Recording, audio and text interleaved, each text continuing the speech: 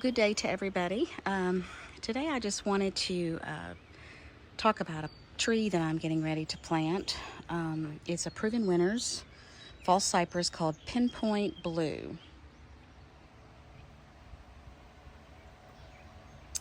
And of course it's an evergreen, and it grows in hardiness zones 5 to 7. It gets 15 to 20 feet tall, but only 4 to 5 feet wide. So it's, a nice little vertical interest in your garden that doesn't take up a lot of space, and will be evergreen, so will provide some winter interest. And if you look at this poor tree, you see a lot of brown.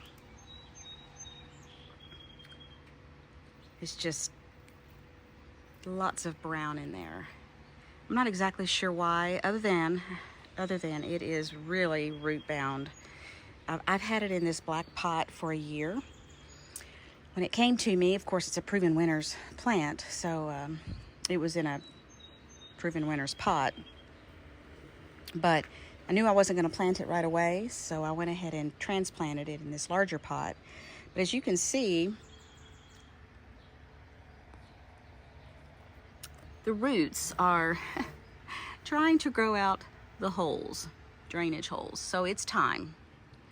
And I know that it's trying to grow because if you can notice the tips, you can see the new growth on the tips are a different color.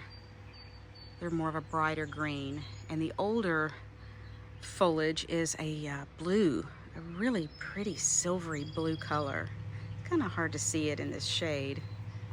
So I think it'll be really pretty where I'm going to put it. My problem is I find plants that I like, but I don't necessarily know where I'm going to put them. Hopefully I'm not alone on that. So sometimes I'll hang on to a tree and keep it in the greenhouse for a year or so and trying to decide where to put it. I really didn't know today even where I would plant this, but I got to looking around, and because it is this hardiness zone 5 to 7, and we just became zone 7, we were zone 6B for as long as I know, that tells me it doesn't like a lot of heat and humidity because it only goes to zone 7. So I know I need to plant it someplace where it gets sun, full sun, but it also is protected from a lot of heat from the afternoon sun. So that means I probably need to plant it on the east side of a building or something. So I got to looking around. I wanted some place that I could enjoy it, so I don't want to put it like way out somewhere. So I got to thinking, over here is the west, and of course this would be the east, and that's the north, and that's the south.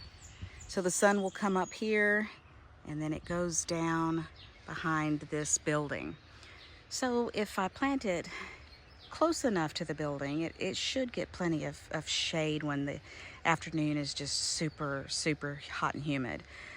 But I also have to allow for the fact that it gets 20 feet tall, so I don't want it to interfere with my husband's overhang where he keeps his farming equipment. So you have to think about all those things, and it may get wider than 5 feet tall, so give yourself plenty of room, because once it gets big you can't move it. So I've pretty much picked a spot over here because I have long-term plans for this whole area. I want to continue this circular bed to kind of join up here. I need a little walkway that goes through there because I have a water hydrant, and we use this access a lot right through there.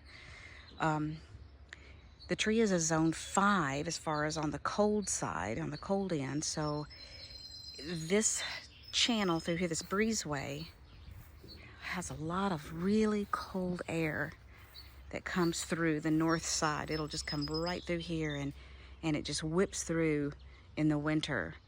And sometimes our wind chill gets way into the negatives. So I know it can handle zone 5 cold. And so I've decided to plant it right here. Now this rose bush is not permanently going to stay here. That's a a rose bush that I've had planted there for several years. It gets way too big. It really works hard, and it's really clean foliage. It's a double knockout. You know, that's all I really knew about when I first started planting, or that, you know, these double knockouts, and I put them everywhere, and then they got disease, so I had to take out a lot. But ultimately I want to move this thing. So if my hole is here, the approximate distance between here and that post, you know, is going to be, that's at least 5.5, maybe 6 feet long.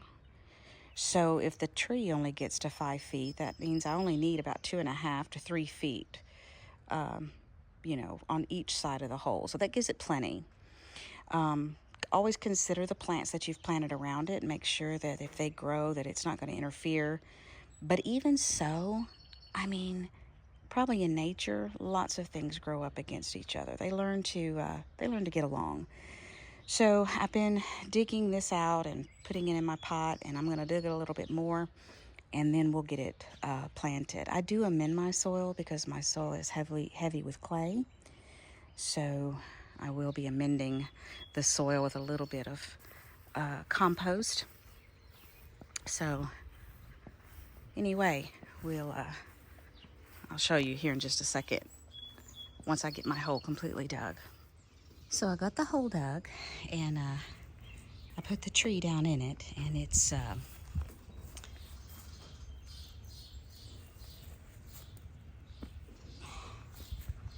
right at the level.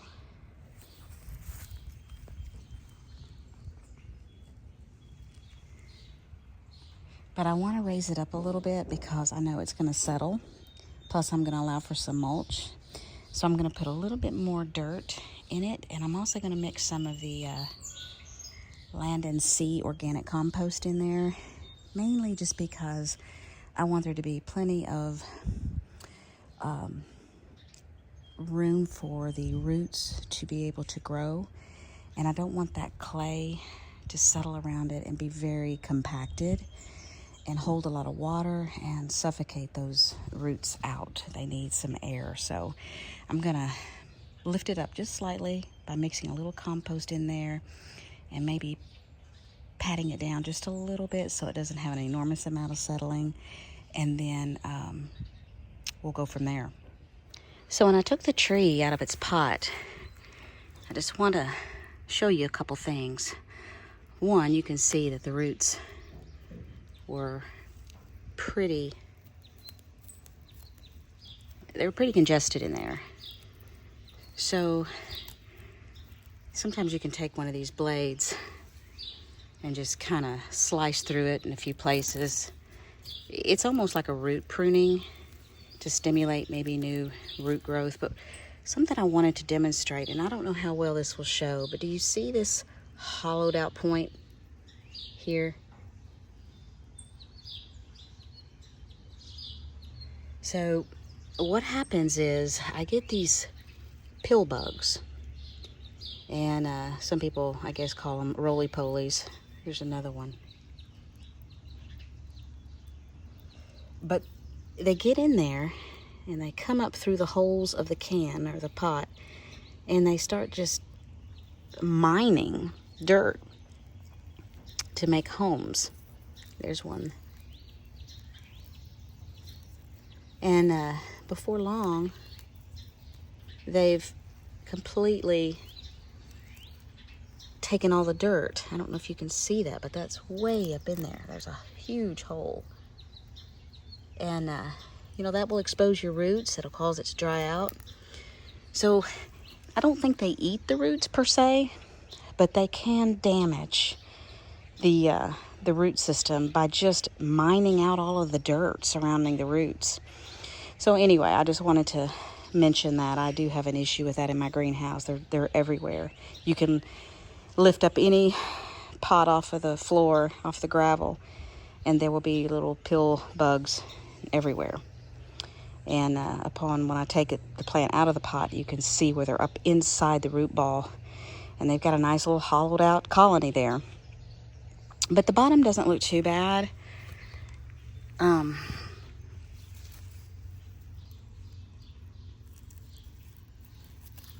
but I will rough up the roots a little bit just to kind of stimulate it a little bit and to keep those roots from wanting to keep growing in the same direction.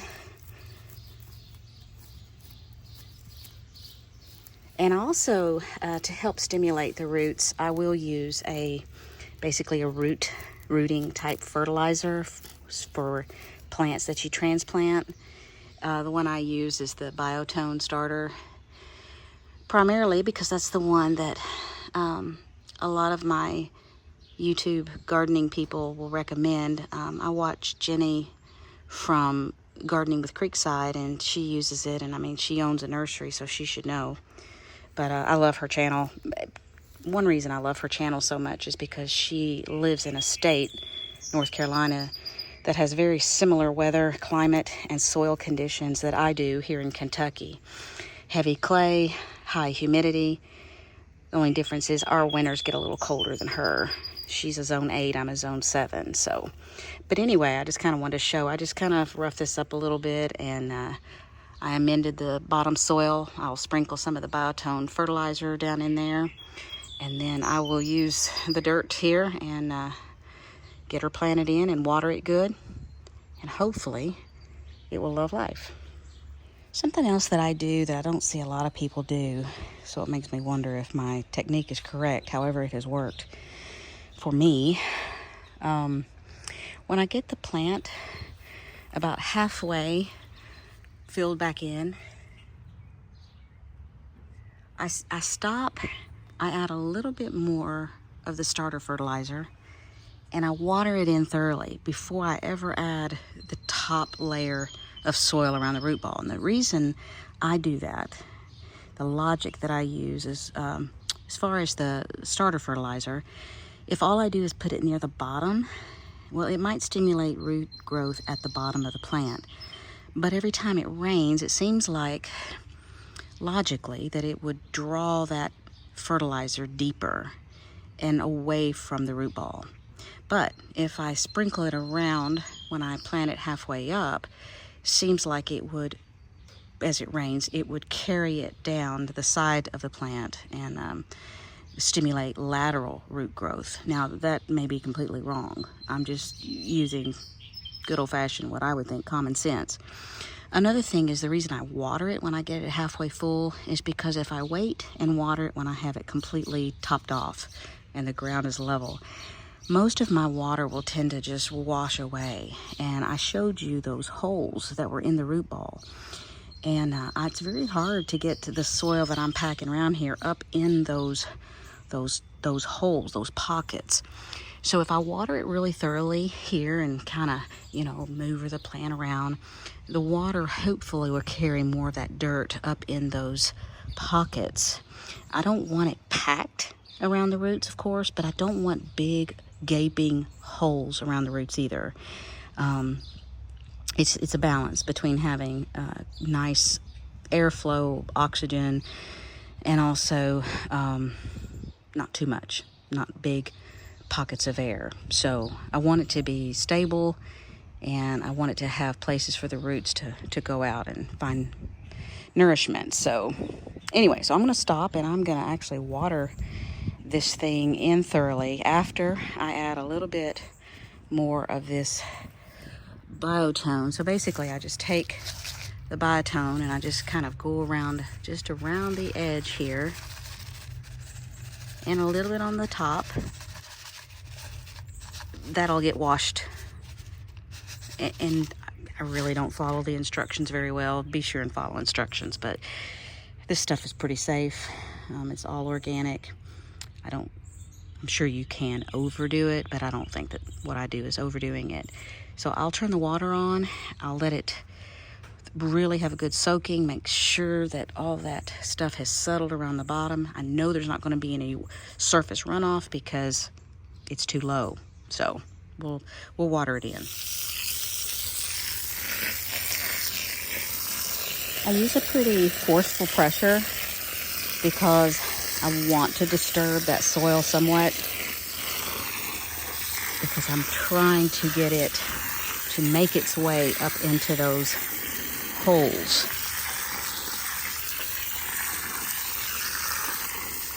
And then once I get a nice little puddle,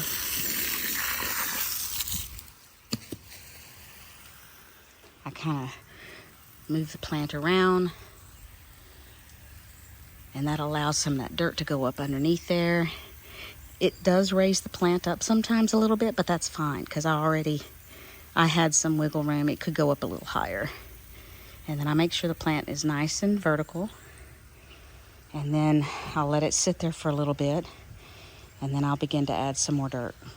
So you can see I got the dirt put all the way back. But you can still see where the top of the root ball was. All of this area here is what you could see when it was in the pot. So I haven't covered up, you know, the crown or anything like that. But it's still a little bit low on this side. There's a slight slope to this this grade here. So I'm gonna top it off with some compost. Then I'll put some cardboard down and mulch it good. But I have to allow for all that, so I don't want to build this up too high because by the time the mulch gets on it, I've suffocated the plant. So I'll probably water it in good. I didn't stomp this soil or anything like that because this clay, it will compact on its own, even with the amendment. So I don't want to prematurely pack it in. I want those roots that I just air pruned a little bit. I want them to be able to have plenty of space to be able to, you know, grow and to divide and whatnot. So I'll put a little bit, probably just a sprinkle, a little bit more starter fertilizer, put down some compost, cardboard. Actually, I may mulch it a little bit, put some cardboard and then mulch it again. Just, you know, just to make sure that it does hold the moisture. But I don't want it to hold too much moisture, right? So basically I took one medium-sized box. It was a tall box, so I had nice sides to use. Made sure I took all of the packing tape off, all of the labels and things like that, so it's just the cardboard only. And I was able to take that one box and break it down into 4 sections and completely surround the tree. So it will not only suppress weeds, but it will also deter animals from digging in it. They might dig through my mulch, but once they hit that cardboard, you know, they'll stop.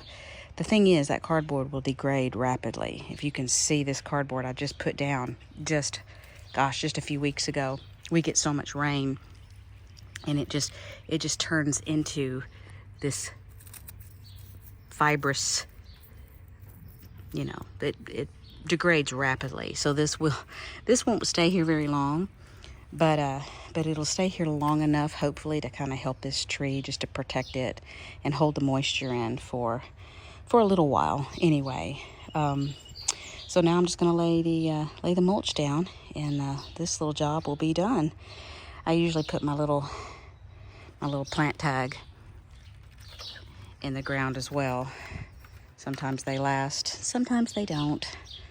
So I'll probably put this in the ground somewhere when I get finished. It just helps me remember the name of the tree. But honestly, these videos help me remember. I can always refer back to these videos. So that's a good reason to make your own videos when you garden. That way you can always go back and reference what you've done. It's pretty neat. So here it is after I have mulched it. Went ahead and mulched this little, it's a eastern snowball bush. It's not the same as the snowball viburnum, but it does put on a little beautiful white discs in the spring, and it has a glorious red foliage in the fall. These leaves, as it matures, gets huge. They get really as big as my palm, and they turn really bright red in the fall. It's a beautiful fall color, which I think would be pretty with this blue pinpoint juniper. Be a nice contrast and nice pairing. But anyway, if you notice, there's a lot of white in the mulch. It was in the bag. I had to buy it by the bag. And Jim Putnam on one of his question and answer videos that he had from HortTube said one of the questions was, I have white, looks like mold or some kind of fungus growing in my mulch. Is that bad? And he said, no, it just means that the mulch is breaking down. The fungus is helping to break down the mulch. So it was just a small amount, and so I didn't really worry about it.